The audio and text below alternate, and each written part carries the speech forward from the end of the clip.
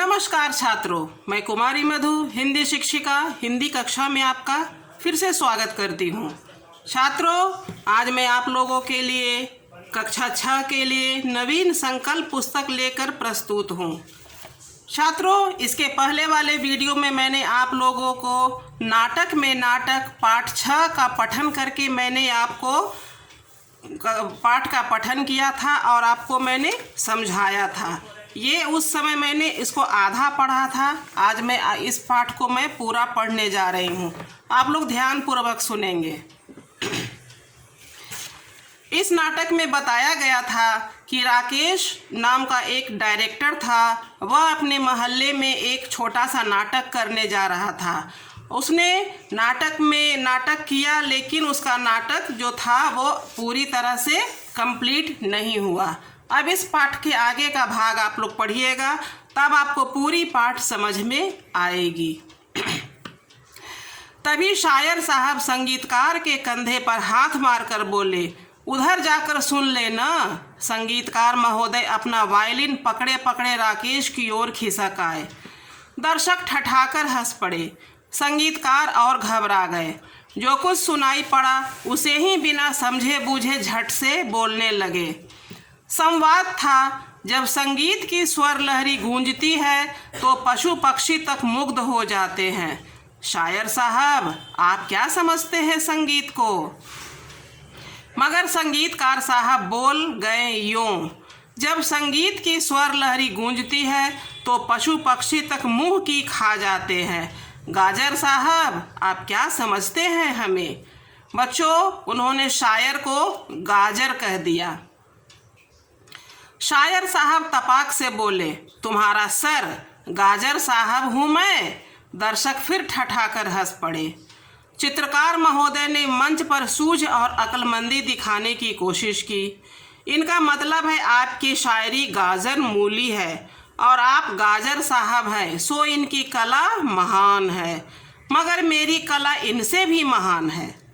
राकेश दांत पीस रहा था। उसकी सारी मेहनत पर पानी फिर रहा था, परंतु इस तरह बात संभलते देखकर वह कुछ शांत हुआ। राकेश, जो कि इस नाटक का डायरेक्टर था, ये राकेश है। इस बार शायर साहब बुद्धूपना दिखा बैठे। गुस्सा होकर बोले, तूने भी गलत बोल दिया। मुझे गाजर साहब कहने की बात थी क्या? और मेरी शायरी गाजर मूली है तो तेरी चित्रकला झाड़ू फेरना है, पोतना है, पॉलिश करना है, झक मारना है। चित्रकार महोदय ने हाथ उठाकर कहा, देख, मुंह संभाल कर बोल। दर्शक फिर बड़े जोर से हंस पड़े। राकेश घबरा रहा था, गुस्सा भी आ रहा था, उसे रोना भी। सारी इज्जत मिट्टी में मिल गई। पर अब क्या हो? वह बार बार दोनों हथेलियों को मसल रहा था और कोई तरकीब सोच रहा था। इधर मंच पर तीनों में जोरों से तू मैं मैं हो रही थी। चित्रकार महोदय हाथ में कूची पकड़े आंखें नचा नचा कर मटक मटक कर बोल रहे थे, अरे चमगादड़, तुझे क्या खाक शायरी करनी आता है? जबरदस्ती ही तुझे यह पाठ दे दिया, तूने सारा गड़बड़ कर दिया। मुझे चमगादड़ कहता है? अबे करम कल्ले, आलू बुखारे, शायरी तो तेरी बातों से टपकती है। तूने कभी टूथ ब्रश के अलावा कोई ब्रश उठाया भी है? यहाँ चित्रकार बना दिया तो सचमुच ही अपने आप को चित्रकार समझ बैठा।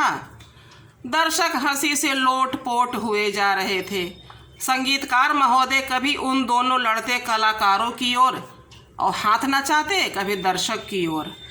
तभी तेजी से राकेश मंच पर पहुंच गया। सब चुप हो गए, सकपका गए। राकेश पहुंचते ही एक कुर्सी पर बैठते हुए बोला, आज मुझे अस्पताल से हाथ पर पट्टी बंधवाने में देर हो गई तो तुमने इस तरह रिहर्सल की, जोर जोर से लड़ने लगे। अभिनय का दिन बिल्कुल पास आ गया है और हमारी तैयारी का यह हाल है। चित्रकार महोदय ने इस समय अक्लमंदी दिखाई। बोले, हम क्या करें डायरेक्टर साहब, पहले इसी ने गलती की। राकेश बात काट कर बोला, अरे तो मैंने कह नहीं दिया था कि रिहर्सल में भी यह मान कर चलो कि दर्शक सामने ही बैठे हैं। अगर गलती हो गई थी तो वहीं से दोबारा रिहर्सल शुरू कर देते। यह क्या कि लड़ने लगे, सब गड़बड़ हो गया, सब गड़बड़ करते हो। बात राकेश ने बहुत संभाल ली। पर्दे की आड़ में खड़े अन्य साथी मन ही मन राकेश की तुरंत बुद्धि की प्रशंसा कर रहे थे। दर्शक सब शांत थे, भौचक्के थे। वे सोच रहे थे यह क्या हो गया। वे तो समझ रहे थे कि नाटक बिगड़ गया, मगर यहाँ तो नाटक में ही नाटक था। उनका रिहर्सल ही नाटक था। मानो इस नाटक में नाटक की तैयारी की कठिनाइयों और कमजोरियों को दिखाया गया था। राकेश कह रहा था, देखिए हमारे नाटक का नाम है बड़ा कलाकार, और बड़ा कलाकार वह है जो दूसरे की त्रुटियों को नहीं, अपनी त्रुटियों को देखे। बच्चों, त्रुटियों का मतलब होता है गलतियाँ, और सुधारे। आइए हम फिर से रिहर्सल शुरू करते हैं। तभी राकेश के इशारे पर पर्दा गिर गया। दर्शक नाटक की भूरी भूरी प्रशंसा करते हुए अपने घर चले गए। पाठ समाप्त। बच्चों, अभी मैंने आप लोगों को पाठ 6 नाटक में नाटक का पठन किया। आप लोग भली भांति इसको समझे होंगे। इस पाठ के लेखक का नाम है मंगल सक्सेना। तो बच्चों, आज के लिए बस इतना ही। धन्यवाद।